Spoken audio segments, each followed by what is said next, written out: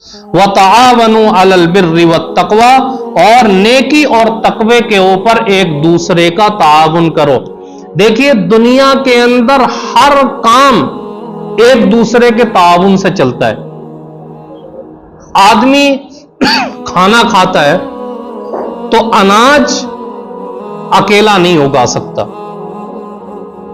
آدمی کو اناج اگانے کے بعد سے منہ تک اس لقمے کو لانے کے لیے نہ جانے کتنے لوگوں کی مدد کی ضرورت پڑتی ہے۔ کھاد کوئی بناتا ہے، بیج کوئی سپلائی کرتا ہے، ایسے ہی پھر جب وہ کٹ کر کے آتا ہے تو مشین میں چاول کوئی دوسرا نکالتا ہے، پھر وہ سپلائی کرتا ہے۔ تو ایک دوسرے کے تعاون سے ہر کام ہو رہا ہے۔ آدمی کوئی کام خود سارا کا سارا اکیلا نہیں کر سکتا۔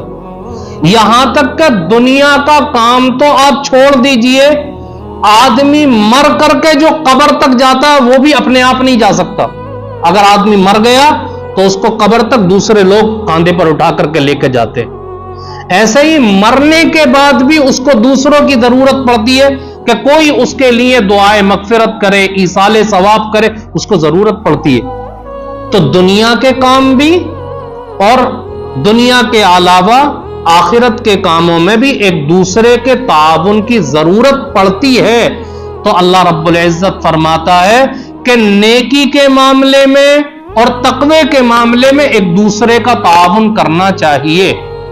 آدمی اگر کوئی نماز نہیں پڑھتا تو اس کی بھلائی کے طور پر اس کو سمجھائے، اس کو لائے، اگر کوئی ضرورت مند ہے تو اس کا تعاون کرے، مدد کرے، اگر کوئی گناہ کے اندر ملوث ہے اس کو روکنے کی کوشش کرے، یہ اس کے ساتھ بھلائی کا تعاون ہے۔ تو کسی بھی طریقے سے ہو سکے آدمی ایک دوسرے کا تعاون کرے، لیکن فرمایا وَلَا تَعَاوَنُوا عَلَى الْإِثْمِ وَالْعُدْوَانِ، گناہ اور ظلم کے معاملے میں ایک دوسرے کا تعاون نہیں کرنا چاہیے۔ اگر آدمی گناہ اور ظلم کے مقابلے میں ایک دوسرے کا تعاون کرتا ہے تو جیسے ظلم کرنے والے کو کل قیامت کے دن جہنم میں ڈالا جائے گا، اس تعاون کرنے والے کو بھی اس کے ساتھ جہنم میں ڈالا جائے گا۔ ایک روایت ہے اس کے اندر اللہ کے نبی نے فرمایا کہ کل قیامت کے دن ظلم کرنے والوں کو آواز لگائی جائے گی اور کہا جائے گا کہ ظلم کرنے والے سامنے آ جائیں، اور جن لوگوں نے ان کا تعاون کیا، چاہے ان کا دوات اور قلم درست کیا ہو، وہ بھی تمام کے تمام حاضر ہو جائے۔ پھر اللہ کے نبی نے فرمایا کہ ان تمام کو ایک لوہے کے تابوت میں بند کر کے جہنم میں پھینک دیا جائے گا۔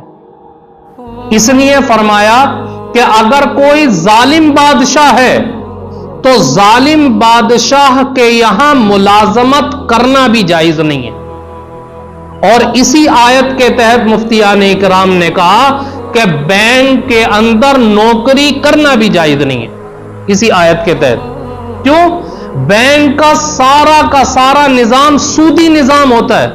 اگر کوئی بینک میں ملازمت کرتا ہے تو گویا کہ وہ اس کے اندر ان کا تعاون کر رہا ہے۔ اس لیے مفتیان اکرام کیا کہتے ہیں کہ بینک کے اندر نوکری کرنا جائز نہیں ہے، وہ اسی آیت کے تحت کہتے ہیں۔ تو اگر کسی کا تعاون کرنا ہے تو نیکی کے اندر کرے، گناہ اور ظلم کے اندر ایک دوسرے کا تعاون نہیں کرنا چاہیے۔ کبھی کبھی کیا ہوتا ہے کہ پڑوسی کی پڑوسی سے لڑائی ہو گئی، اب وہ معاملہ بڑھ گیا، عدالت کے اندر چلا گیا، کچھ لوگ گواہ ہیں جو اس بات کو جانتے ہیں کہ یہ شخص حق پر ہے، یہ غلط ہے، لیکن جب گواہی دینے کا نمبر آتا ہے تو وہ کس کا ساتھ دیتے؟ غلط کا ساتھ دیتے ہیں۔ اب ان سے کہا جائے بھائی آپ تو جانتے تھے کہ یہ غلط ہے، پھر بھی آپ نے کیوں ساتھ دیا؟ کہتے ہیں جی ہمارا رشتہ دار ہے یا دوست ہے۔ تو آپ نے غلط کام میں اس کا ساتھ دیا ہے تو یہ غلط کام میں اس کا تعاون ہے، کل قیامت کے دن جب اس کی پکڑ ہوگی تو اس کے ساتھ آپ کی بھی پکڑ ہوگی۔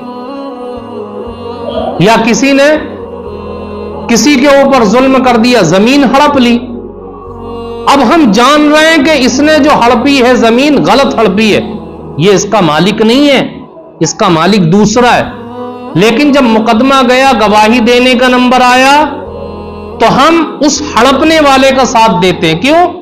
کہ اس سے ہمارے کچھ تعلقات ہیں, یا کچھ مفاد وابستہ ہے, یا رشتہ داری کا تعلق ہے, اور اس کی وجہ سے ہم اس کا ساتھ دیتے ہیں.